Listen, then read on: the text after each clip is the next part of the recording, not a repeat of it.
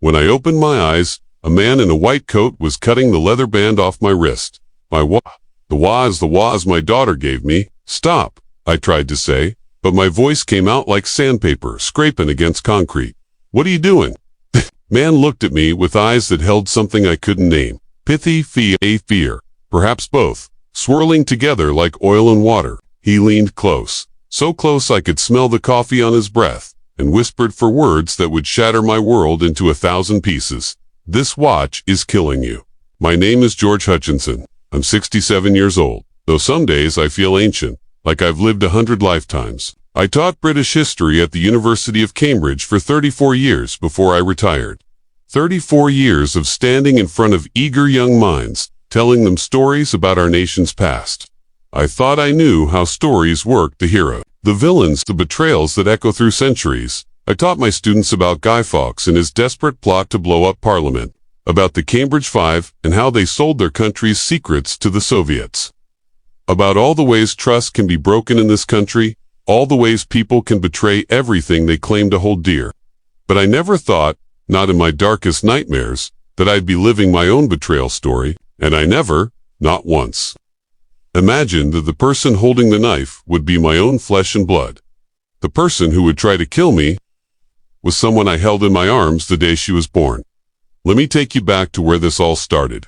347 days ago, Christmas morning in Cambridge. The frost had painted delicate patterns across my window. Intricate crystalline designs that looked like nature's own lace, beautiful and temporary, like everything precious in this world. Elizabeth, my wife of 41 years, had been gone for 3 years by then. Cancer, the kind that doesn't negotiate, doesn't listen to prayers or bargains or desperate pleas in the middle of the night. Just after she passed, I learned something about grief that nobody tells you, something they don't write in the sympathy cards or whisper at funerals. It doesn't get smaller over time.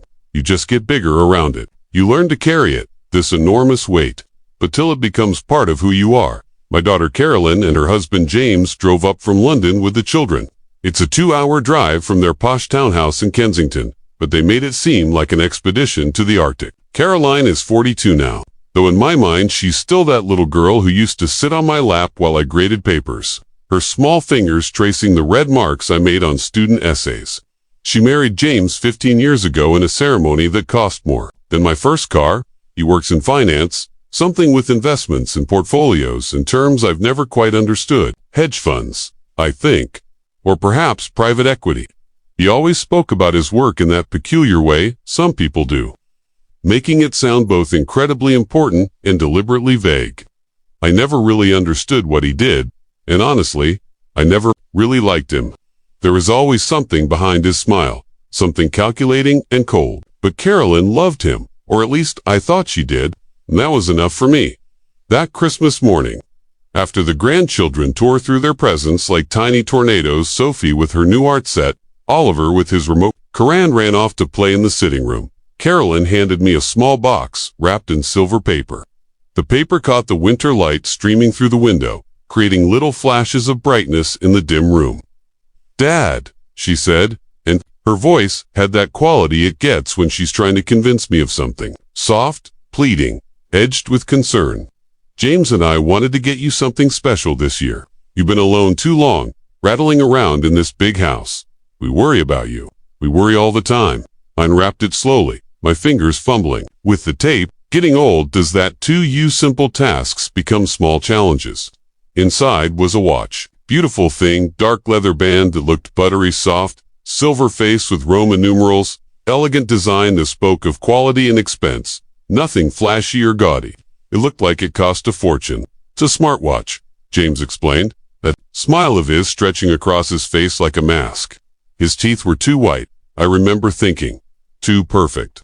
Top of the line. George, cutting-edge technology. It monitors your heart rate, your sleep patterns, your stress levels, even your blood oxygen. Everything gets sent to an app on Carolyn's phone. That way, if anything happens to you, a fall, a heart attack, anything at all, we'll be able to help. I looked at my daughter. Her eyes were wet, glistening with unshed tears. She'd always been good at crying on cue, even as a child. "Please wear it, Dad," she said, reaching out to touch my hand. Her fingers were cold. For me, I can't lose you too. Not after Mom. I just can't. What could I say to that? What kind of father refuses his daughter's tears, her concern, her love? I put it on right there. Right at the breakfast table, surrounded by torn wrapping paper and the remains of our Christmas morning. The leather was soft against my skin, supple and expensive. It fit perfectly, as if it had been made specifically for my rest. Thank you, I said, my voice thick with emotion I didn't quite understand. Both of you. It's wonderful. If I had known what that watch really was, if I had any inkling of the truth, I would have thrown it in the fireplace right then and there. I would have watched the leather curl and blacken and burn. I would have asked questions that needed asking, hard questions that might have hurt feelings but could have saved my life, but I didn't know. How could I? How could any father suspect such a thing? The first month, nothing seemed wrong. January in Cambridge is brutal freezing fog that settles into your bones. Bitter winds that cut through even the warmest coat. Gray skies that make you wonder if the sun has abandoned England entirely. I stayed inside mostly, reading the books I'd been meaning to get to for years. Watching documentaries about World War II and the Tudor period, calling old colleagues to reminisce about the good old days, when students actually came to lectures instead of watching them online. The watch set on my wrist, quiet and innocent. Sometimes I'd look at it and feel a little surge of warmth, knowing my daughter cared enough to keep track of my health. I was being watched over, protected, or so I thought. Then February came, and with it, the first whispers that something was terribly wrong. It started small headaches. I'd never been a headache person. Elizabeth used to joke that my skull was too thick for pain to penetrate, that I had a head like a medieval fortress. But suddenly I was getting them almost every day. Dull, throbbing. Pressure behind my eyes that made reading difficult, made concentrating on anything a challenge. Sometimes the pain would pulse in time with my heartbeat, a steady rhythm of agony. I called Carolyn about it. She answered on the first ring. She always did now. "Dad? Is everything all right?" "Just some headaches, love." "Nothing serious, I'm sure." She sounded concerned, genuinely worried. I can still hear the tremor in her voice. "Dad, I can see on the app that your stress levels have been elevated for the past week, way above normal. Are you sleeping okay?" I wasn't, actually. I'd been waking up at 3 a.m. almost every night, heart pounding like I'd run a marathon, sheets soaked with sweat despite the winter cold, haunted by bad dreams I couldn't remember when I opened my eyes. Just fragments, shadows moving in darkness, a sense of falling, Elizabeth's face fading like a photograph left in the sun. "Maybe you should see a doctor," Carolyn suggested. "Just to be safe, please, Dad, for me." So I did, my physician doctor. Matthews had been my doctor for 20 years. Good man, thorough, the kind who actually listens instead of just typing on a computer. He ran some test blood work that required 3 vials, an ECG that left sticky residue on my chest, blood pressure checks. The usual battery of examinations they give to men my age.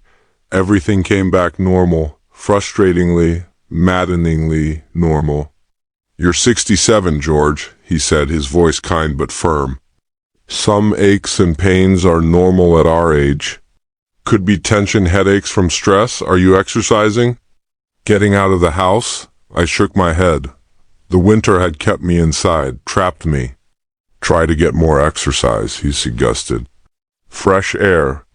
Movement, it'll help. Maybe cut back on the tea too. And the biscuits." He patted his own stomach ruefully. "We could both stand to do that." I followed his advice religiously. I started walking every morning, even in the cold, even when the wind made my eyes water and my fingers went numb inside my gloves. I switched to decaf tea, though it tasted like dishwater. I cut out the biscuits, the scones, the little treats that made life pleasant. The headaches didn't stop. If anything, they got worse. By March, new symptoms appeared like uninvited guests at a party. My hands started trembling. Not all the time, not constantly, but occasionally. A fork would shake on its way to my mouth, soup sloshing over the edge. A pen would wobble when I tried to write, my once steady handwriting becoming an illegible scrawl. I'd been signing my name the same way for 60 years, the same flourish on the H, the same loop on the final N, and suddenly my signature looked like a stranger's, like someone had stolen my identity and couldn't quite forge it properly. Carolyn called more often now.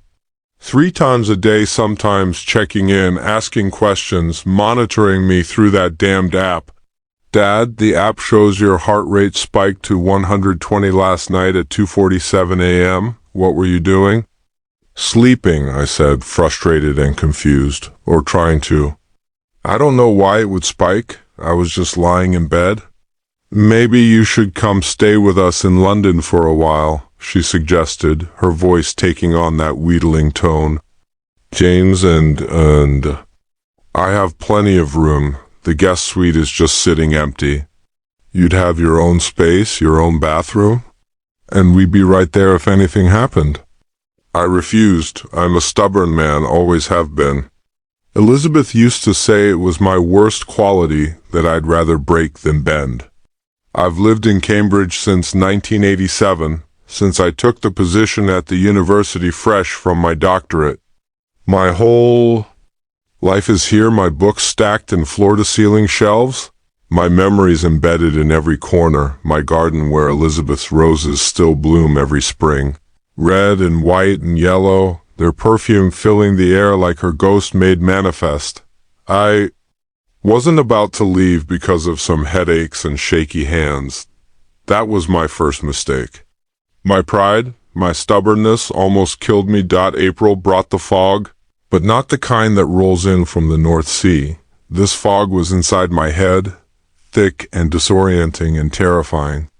I'd be reading a book, one I'd read before, one I knew well, and realize I'd read the same paragraph 5 times without absorbing a single word. The sentences just wouldn't stick, sliding off my brain like water off glass. I'd walk into a room with clear purpose and forget why I came. I'd stand there in the doorway, looking around in confusion, trying to remember what I needed. The kitchen? Was I hungry? The study? Did I need a book? It was like my mind was full of holes, Swiss cheese where solid thought used to be. I'd pick up the phone to call someone, an old colleague, a friend from the faculty, someone I'd known for decades, and have no idea who I meant to dial. The number would be gone, the name would be gone, everything erased like a chalkboard wiped clean. One afternoon in mid-April, I drove to Sainsbury's for the weekly shopping, a trip I'd made 1,000 times, could make in my sleep. I knew every turn, every roundabout, every traffic light. But when I came outside with my bags, milk, bread, cheese, the basics, I couldn't find my car. Just couldn't find it. I walked up and down the car park for 20 minutes, heart racing faster and faster, hands shaking so badly the shopping bags rustled until I finally spotted it. Silver Volvo estate, same as always. But I'd parked it in a completely different section than I remembered. I had no memory of parking there, no recollection of walking from that spot to the store. 20 minutes of my life just gone. I sat in the driver's seat and cried. Proper crying, the kind that shakes your whole body. First time since Elizabeth's funeral, first time I'd let myself fall apart like that. Because I knew what this meant. I'd seen it before. The memory lapses scared me more than anything else. More than the headaches, more than the tremors, more than all of it. My father had Alzheimer's disease. I watched him disappear piece by piece over 8 long years. Watched the man who taught me to ride a bicycle and to tie a proper knot, and to stand up for what's right turn into a confused stranger who didn't recognize his own son. The thought of going through that myself, of losing who I am, of forgetting Elizabeth's face and Caroline's childhood and everything that makes me me, it was worse than death. Death is final, clean, and ending. But Alzheimer's is a slow erasure, watching yourself vanish while everyone around you grieves the person you used to be. I called Carolyn that night, my voice shaking. Sweetheart, I think something's really wrong. The memory problems, the confusion, I think it might be like Granddad. Oh, Dad. Her voice cracked with emotion. I really think you should see a neurologist. I can make an appointment for you at St. Thomas's Hospital in London. James knows someone there, a specialist. One of the best in the country. James knows someone. James always knows someone. He has connections everywhere, strings he can pull, favors he can call in. At the time I thought it was kindness. Now I understand it was something else entirely. Okay, I said, too tired and scared to argue. Okay. 2 weeks later, I took the train to London. The journey felt longer than usual, the landscape blurring past the window fields and villages and the slow encroachment of suburbs. James picked me up at King's Cross Station. He was all smiles and handshakes, asking about my journey in that overly hearty way of his, commenting on the weather, the traffic, anything to fill the silence, but something in his eyes made me uneasy, something I couldn't quite place. A gleam of anticipation, perhaps, or calculation. Like a chess player who can see the end game, the neurologist was a young woman named Dr. Patel, sharp, professional, efficient. She ran me through a battery of tests that seemed designed to highlight every failing of my aging brain. Memory exercises, where I had to repeat lists of words backwards. Physical coordination tests where I had to walk heel to toe in a straight line. Puzzles and questions and brain scans that required me to lie perfectly still inside. A massive machine that banged and whirred like a construction site. When she called me back for the results 3 days later, her face was carefully neutral. The kind of neutral that medical professionals perfect, that gives nothing away but somehow tells you everything. Mr. Hutchinson, she said, folding her hands on her desk, I have to be honest with you. Your scans show some concerning patterns. There's evidence of early cognitive decline, reduced activity in the hippocampus, some atrophy in the frontal lobes. The pattern is consistent with early-stage dementia. My heart dropped into my stomach. The room seemed to tilt. You mean Alzheimer's? It's too early to say definitively. She hedged, but I'd recommend starting you on medication now. There are drugs that can slow the progression, buy you some time. Quality of life can be maintained for years with proper treatment. She wrote me a prescription in her neat doctor's handwriting. I filled it at the chemist downstairs, standing in the fluorescent-lit aisles while strangers bustled past with their own prescriptions, their own problems. Little blue pills in an orange bottle. Take one twice a day with food. I stayed with Carolyn and James for a week. Their house was beautiful, high ceilings, original moldings, a kitchen that looked like something from a magazine. They were attentive, almost too attentive in a way that should have raised alarms. James kept refilling my water glass before it was even half empty. Carolyn kept asking if I was comfortable, if I needed anything, if the medication was helping. Yet, give it time, Dad, she'd say. These things take time to work. On my 4th night there, I woke up at 2 a.m. with the worst headache of my life, like someone had driven an ice pick through my temple and was twisting it slowly. The pain was blinding, excruciating, beyond anything I'd experienced before. I stumbled to the bathroom, hands shaking so badly I could barely turn on the tap, vision blurring at the edges. I looked at myself in the mirror. The face staring back was gray, hollow, ancient. Deep shadows under the eyes, skin hanging loose. Like I'd lost weight I didn't have to lose, hair that seemed to have gone completely white overnight. When did I become this person? When did I turn into this ghost? Then I noticed something strange. The watch on my wrist was warm. Not body temperature. Warm hot, actually hot, almost burning against my skin. I touched the face of it with my other hand. Definitely warmer than it should be. Unnaturally warm, probably just a battery malfunction, I thought. Electronics do that sometimes. I'd have James look at it in the morning. He was good with technology, always fiddling with the latest gadgets, but as I stood there in that bathroom, 2 a.m. in my daughter's house, fluorescent light, harsh and unforgiving, something whispered in the back of my mind. Something dark and terrible that I pushed away because I couldn't bear to examine it. What if this wasn't a malfunction? What if it was working exactly as intended? No, I couldn't think like that. Carolyn was my daughter, my baby girl. She would never ... I went back to Cambridge the next day, making excuses about needing to be home, needing my own bed.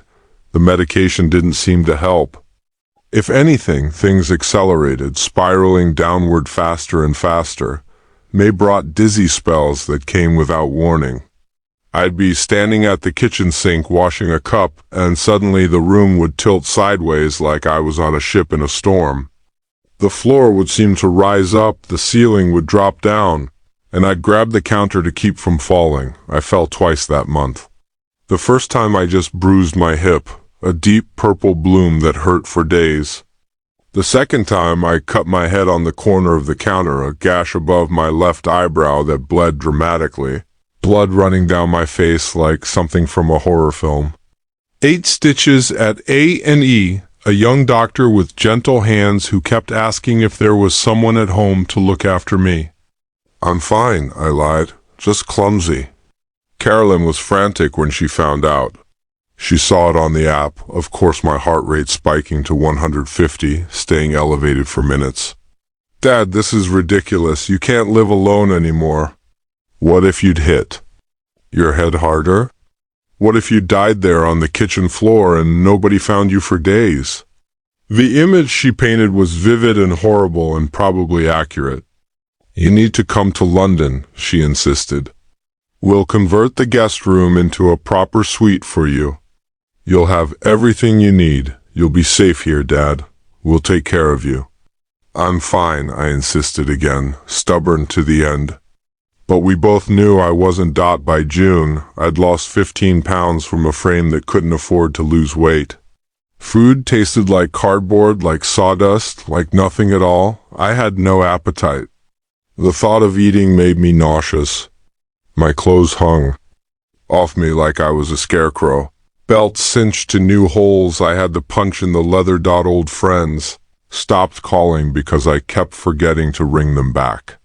Professor Winters, who I'd shared an office with for 15 years. Dr. Morrison, who I'd published 3 papers with. Even my neighbor, Mrs. Chun, who usually checked on me every few days. They all drifted away, and I let them go because I was too tired, too confused, too ashamed to maintain the pretense that I was okay. My world got smaller and smaller until it was just me and the 4 walls of my house and the watch that never left my wrist, monitoring everything, sending constant updates to my daughters. Phone. Where are you right now? I wonder sometimes about the people who hear these stories, who read these words. Are you in a warm house somewhere, safe with your family around you? Are you alone like I was?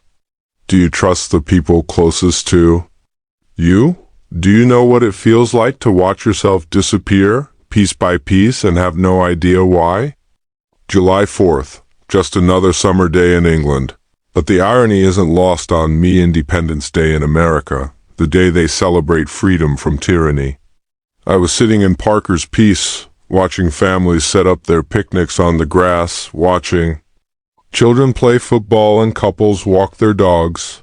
I'd walked there from my house about half a mile. It had taken me 20 minutes when it should have taken 10. My legs felt weak, unsteady, like they might give out at any moment. It was a warm evening, humid, the kind where the air feels thick enough to drink and the sky turns golden as the sun begins its slow descent. I was tired. So impossibly tired, like I'd lived 1,000 years. I'd barely slept the night before, maybe an hour, maybe two. My head was pounding with that now familiar pain. The world seemed to shimmer at the edges, like a mirage in the desert reality. Coming apart at the seams, a young mother walked by with two children, a boy and a girl about Sophie and Oliver's age. She was carrying a cooler and a bag of sparklers for when it got dark. She smiled at me, that kind smile strangers give to old men sitting alone on benches. I tried to smile back, then the ground rushed up to meet me. I didn't feel myself fall. There was no slow motion moment like in films, no awareness of the descent. One moment I was sitting on the bench, the next I was lying on the grass, staring up at the darkening sky, clouds drifting past, birds wheeling. Overhead, voices swirling around me like water circling a drain. Someone call 999? Is he breathing? Give him space. Everyone back. Then everything went black, and I slipped away into nothing. When I opened my eyes, I was in an ambulance. Harsh. Fluorescent lights overhead. The smell of antiseptic and rubber and something metallic I couldn't identify. The vehicle was moving, rocking slightly, siren wailing somewhere above me. A paramedic was cutting the band of my watch with medical scissors, the blades flashing in the light. "Stop," I croaked, my voice barely working. "What are you doing?" He looked at me. Young chap, maybe 30, dark eyes that had seen too much suffering for someone so young. The kind of eyes that belong to soldiers or doctors or anyone who spends their life witnessing human fragility. "Sir, I need you to stay calm," he said, his voice professional but kind. "Can you tell me your name? George Hutchinson?" That watch, my daughter gave me that watch for Christmas. It's expensive. "Why are you cutting it off?" His hands paused, just for a moment. The scissors hovering in the air. Then he leaned close enough that I could see the stubble on his chin, smell the coffee on his breath. "This watch is killing you." The words didn't make sense. They were English, I understood each one individually, but together they formed an impossible sentence. "What? The radiation levels coming off this thing are off the charts?" he said quietly, glancing at some device I couldn't see. "I've seen this before, once, a case in Manchester about 2 years ago. Someone put a modified emitter in a fitness tracker. By the time they figured it out, by the time they traced the symptoms back to the source, he didn't finish the sentence. He didn't need to. I don't understand," I said, though somewhere deep inside I was beginning to. "My daughter gave me this watch for Christmas. My daughter." "Sir," his voice was gentle now, infinitely sad. "The voice you use when you're about to destroy someone's world. Who would benefit if something happened to you?" The question hung in the air between us like a physical thing. I thought about my house, 4 bedrooms, 2 bathrooms, the garden with Elizabeth's roses, worth maybe £600,000 in today's market, maybe more. A fortune to someone who needed money. I thought about my retirement accounts, 34 years of careful saving, of putting away money each month, of living modestly so I'd have security in my old age, £500,000, give or take, maybe more. With the investments, I thought about James's smile at Christmas. Too wide, too perfect. I thought about the way Carolyn called 3 times a day, monitoring me through the app, tracking my decline. I thought about the medication that didn't help. That seemed to make everything worse. I thought about the invitation. To move to London, to live in their house, to be under their care completely. No, it couldn't be. Not Carolyn. Not my own daughter. Not my baby girl who I held in my arms the day she was born, who I taught to ride a bicycle, who I walked down the aisle on her wedding day. But even as I denied it, even as I pushed the thought away, something inside me knew, something had known. For months, whispering in the dark corners of my mind, I'd just been too much of a coward, too much of a father to listen. The paramedic's name was Thomas Wheeler. He saved my life that night in more ways than one. After they got me stable at Addenbrooke's hospital, after the doctors ran their tests and found nothing wrong that couldn't be explained by months of radiation exposure, the headaches, the tremors, the memory loss, all of it, Thomas came to visit me in my hospital room. He brought a folder, manila, worn at the edges, stuffed with papers. "I shouldn't be doing this," he said, looking around to make sure we were alone. "This isn't official. I'm not supposed to investigate on my own time. But I've been tracking these cases, building a file, trying to find a pattern." He sat down in the chair beside my bed and spread photographs across my blanket, medical reports, autopsy results, newspaper clippings about sudden deaths. "There's a company in China," he said, his voice low and urgent. "They sell these modified devices, smartwatches, fitness trackers, even wireless earbuds. They look completely normal. You can't tell the difference from the outside. But they've got tiny emitters inside, radioactive material. Americium-241 usually. Same stuff they use in smoke detectors, but concentrated." He pointed to a diagram showing the inside of a watch, a small component highlighted in red. "Low-level radiation," he continued. "Not enough to kill you quickly. That would be too obvious, too suspicious. But over time, months of constant exposure right against your skin, against the radial artery in your wrist where blood flow carries, it through your whole body." He looked at me with those sad eyes. "The symptoms mimic a dozen other conditions.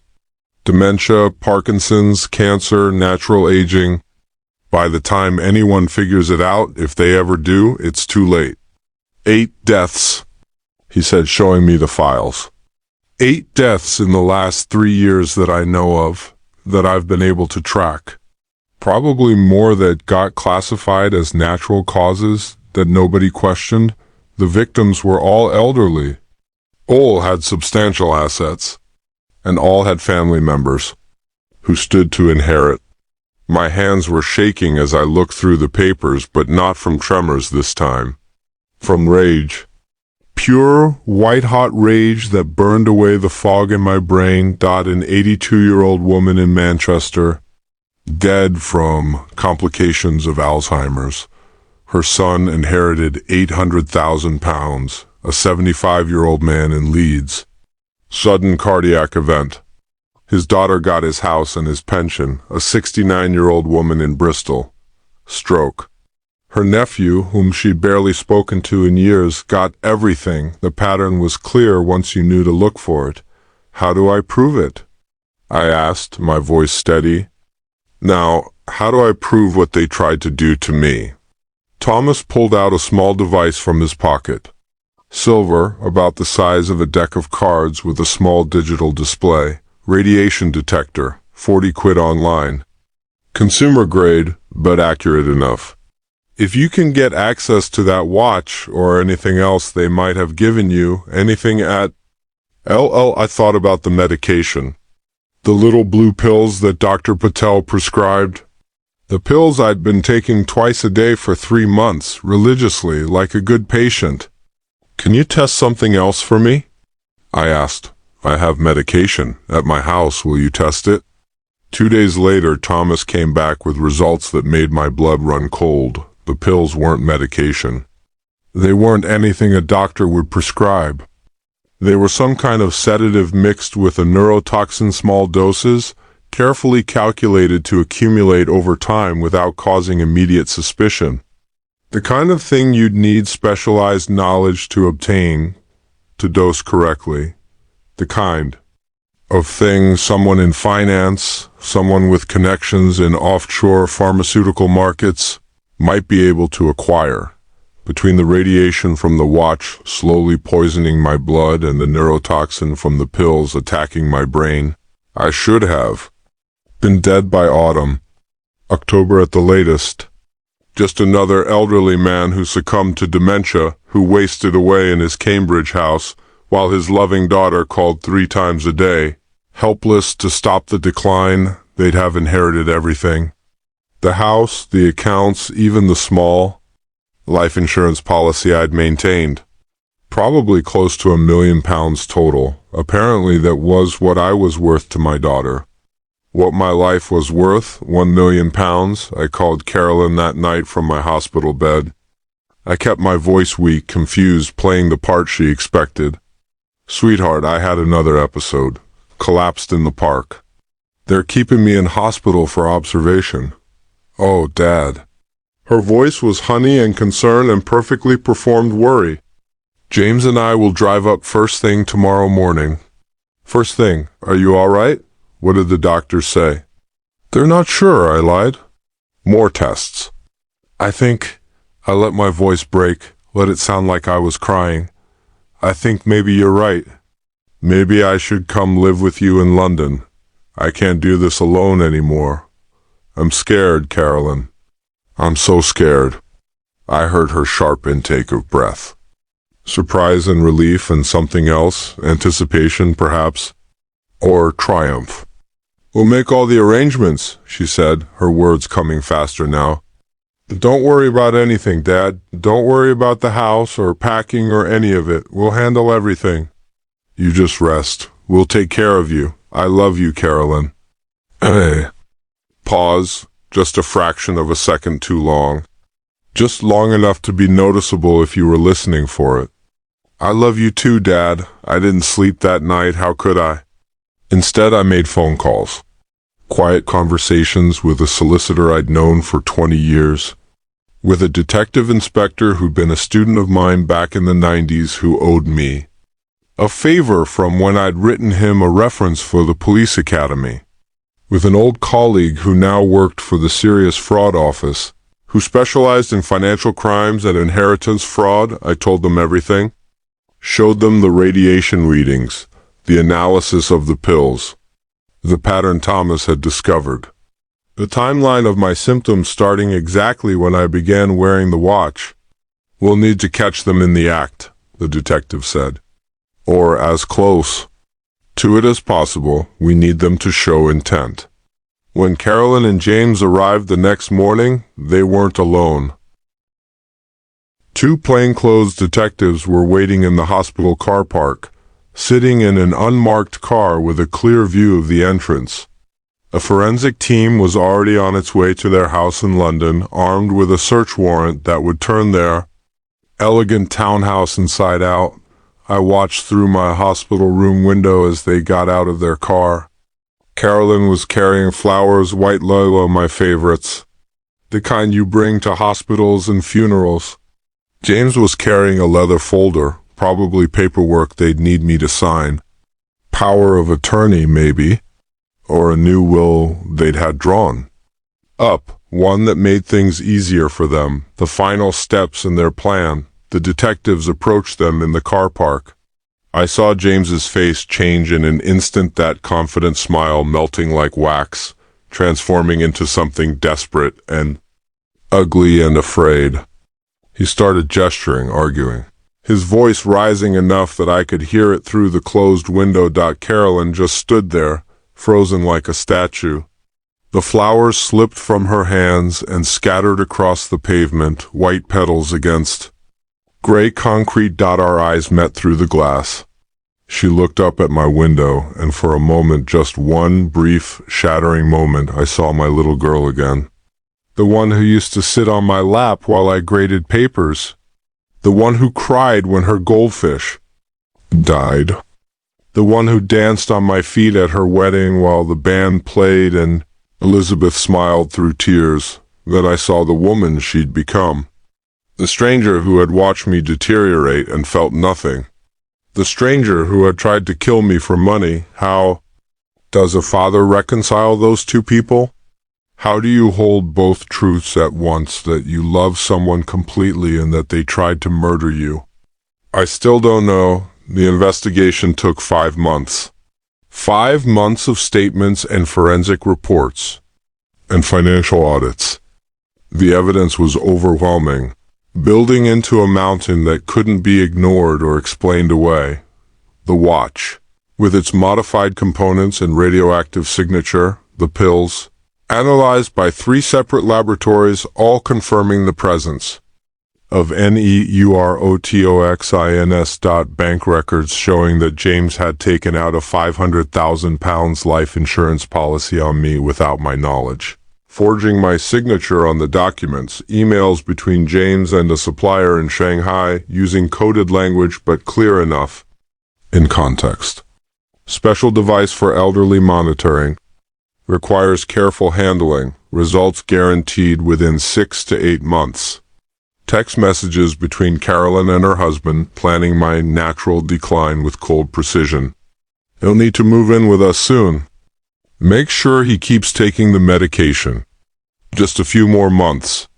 The trial was harder than I expected. Sitting in that courtroom, listening to prosecutors describe in clinical detail how my own daughter had plotted my murder. Watching her cry on the witness stand while her barrister argued that James had manipulated her, coerced her, that she was a victim too. Maybe that was true. Maybe James was the mastermind and Carolyn was just weak, just complicit, just willing to look the other way while her father died. But weakness doesn't excuse betrayal. Doesn't excuse watching someone you're supposed to love waste away and pretending to care. Doesn't excuse those phone calls 3 times a day, monitoring the progress of my death like it was a project with measurable milestones. James got 25 years. Attempted murder, insurance fraud, conspiracy, illegal importation of controlled substances. The judge called it a particularly cruel and calculated crime before sentencing. He'll be 67 when he gets out if he lives that long. My age now, Carolyn got 12 years. Her barrister managed to get the charge reduced to manslaughter based on diminished responsibility, arguing that she'd been under her husband's psychological control, that she hadn't understood the full extent of what they were doing, that she thought the watch was just monitoring me, not killing me. Lies, probably. But the jury bought it. She'd be out in 8 years with good behavior. She'd be 50. Still young enough to start over, to build a new life. I haven't visited her. The prison sends me forms, visiting applications, but I tear them up. I don't know if I ever will visit. I don't know if I can look at her through reinforced glass and see anything except those text messages. Just a few more months. After the trial, I sold the house in Cambridge. Too many memories saturating every room, too many ghosts crowding the hallways. Elizabeth in the kitchen, making Sunday roast. Carolyn as a little girl playing in the garden. All of it tainted now, poisoned. Like my blood had been, I moved to a small flat in Norwich near Thomas and his family. He checks on me sometimes, brings his children over for Sunday lunch. 2 boys, rambunctious and loud and full of life. They call me Granddad George, though we're not related by blood. Though we have no claim on each other except the one we choose, maybe. That's what I learned from all this family isn't just about blood and DNA and shared genetic code. It's about who shows up. It's about who sees you, really sees you, all your flaws and failures and fears, and chooses to care anyway. It's about who doesn't try to kill you for money. I'm 68 now. A year older, a lifetime wiser. The doctors say the radiation damage was significant but not permanent. My body has remarkable capacity for healing, apparently. My memory is mostly back sharp enough that I can remember every detail of what happened, every moment I want to forget. The tremors have stopped. The headaches are gone. My hands are steady again when I sign my name. I take walks every morning along the river, watching the water flow past, constant and indifferent. And I think about Elizabeth, about how grateful I am that she never knew what Carolyn became. And I think about the daughter I lost, not lost to death, which would be cleaner, simpler, but lost to something worse. Lost to greed, to weakness, to the corrupting power of money and the casual cruelty of people who value inheritance over life. Sometimes. I wonder where I went wrong as a father. Was I too strict, too lenient? Did I not love her enough? Or did I love her too much, spoil her, fail to teach her that some lines should never be crossed? Did I miss signs that should have been obvious? Warning signals that she was capable of? This? Did I create the monster that tried to kill me, or did I just fail to see the monster that was always there? I don't have answers. Maybe there aren't any. Maybe sometimes people just break in ways we can't predict or prevent. Maybe evil doesn't need a reason or a root cause. Maybe it just is what I know is this: I'm alive. Against all odds, despite their careful planning, I'm here. I wake up every morning and I watch the sunrise over the Norfolk countryside, painting the sky in shades of gold and pink and orange. And I remember that I almost didn't get to see another sunrise, another season, another year. There's a woman I've been talking to. Her name is Margaret, same as my old colleague's wife. We met at a grief support group that Thomas suggested I attend. She lost her husband to cancer 5 years ago, same disease that took Elizabeth. We go to dinner sometimes at the little Italian place near the cathedral. We go to films at the independent cinema that shows classics. We take long walks where we don't say much because we don't need to, because some things exist in comfortable silence.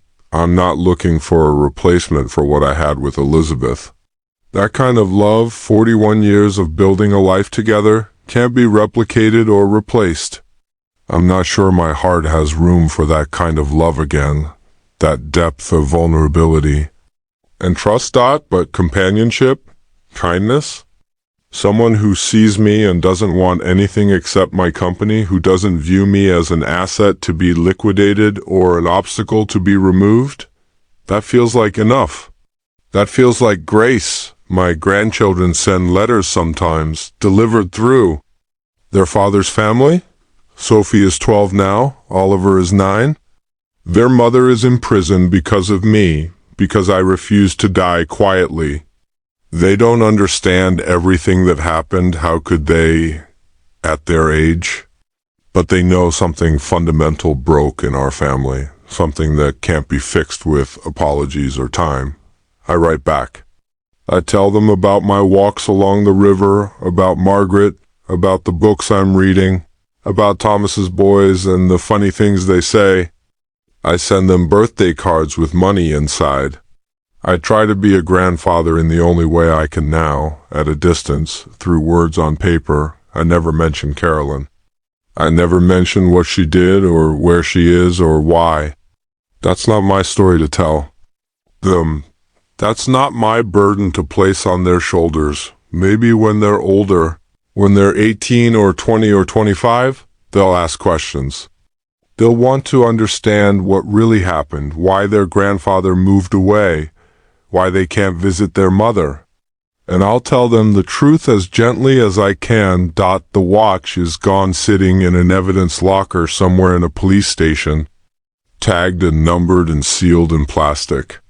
Or maybe they destroyed it. I don't know, and I don't care. I bought a new watch. Nothing smart about it. No apps, no monitoring, no connection to anyone's phone. Just a simple analog face, a brown leather band, hands that tick away the seconds with mechanical precision. I look at it sometimes and think about time. How precious it is. How easily it can be stolen. And how good it feels to have it back. If you're reading this, pay attention to your body. Pay attention to the people around you. Ask questions, even uncomfortable ones. And if something feels wrong, listen to that feeling. It might just save your life. My name is George Hutchinson. I'm 68 years old. I'm a retired history professor, a widower, a grandfather, and the survivor of my own daughter's betrayal, but I'm still here.